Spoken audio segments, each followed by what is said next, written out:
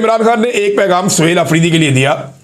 उन्होंने कहा कि स्ट्रीट मूवमेंट के लिए तैयारी पकड़ ले। स्ट्रीट मूवमेंट यानी गलियों के अंदर एहतजाज, पूरी एक मुल्क के अंदर एक स्ट्रीट मूवमेंट चले। इमरान खान साहब उसका जिक्र कर रहे हैं। अगले वीलॉग में हम इसकी तफसीलात में जाएंगे कि एक्चुअली ये होना क्या है। उन्होंने कहा जी स्ट्रीट मूवमेंट के लिए तैयारी पकड़े। उन्होंने वादे तौर पर कहा कि स्ट्रीट मूवमेंट के लिए तैयारी करें।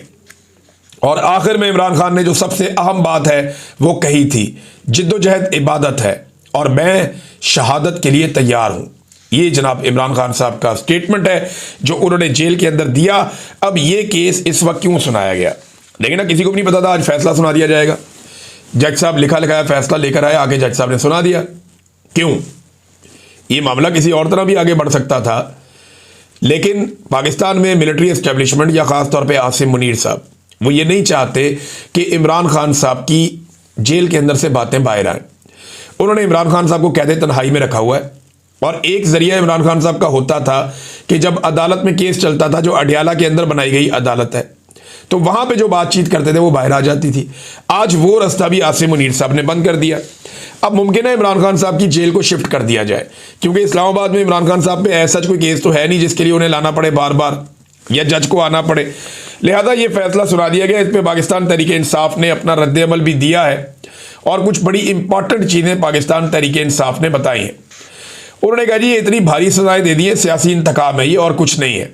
ये लिखा लिखाया फैसला है जो अदालत ने लाकर सुना दिया। कोई कानूनी तकाजे पूरे नहीं किए गए और इस्तगासा के जितने गवाह थे हुकूमत की जानिब से वो झूठे साबित हो चुके हैं। ब्रिगेडियर अहमद और कर्नल रेहान इन्होंने तस्लीम किया कि तोशाखाना से लिए गए तहाइफ का मुकम्मल रिकॉर्ड और दस्तावेजात मौजूद हैं। जो एक कलीदी और बुनियादी गवाह था अदालत में मुकम्मल तौर पर डिस्क्रेडिट हो चुका है। यह केस बहुत पहले ख़त्म हो जाना चाहिए था। इस केस का चलना ही गैर कानूनी था। सज़ा सुनाना तो बहुत दूर की बात है। फिर उन्होंने कहा तोशाखाना 2 में दी जाने वाली सज़ा एक ही इल्ज़ाम पर दूसरी बार सज़ा है, यानी इसी केस में पहले सज़ा हो चुकी है, अब दोबारा इसी केस में सज़ा सुना दी गई। और ये पाकिस्तान के फौजदारी कानून की खिलाफ वर्जी है और इसकी कोई दूसरी मिसाल पाकिस्तान में मौजूद नहीं है। वैसे जैसे इमरान खान साहब डट के खड़े हो गए, इसकी भी कोई दूसरी मिसाल पाकिस्तान में मौजूद नहीं है, तो एस्टेब्लिशमेंट जो कर रही है उसकी भी कोई दूसरी मिसाल पाकिस्तान में मौजूद नहीं है।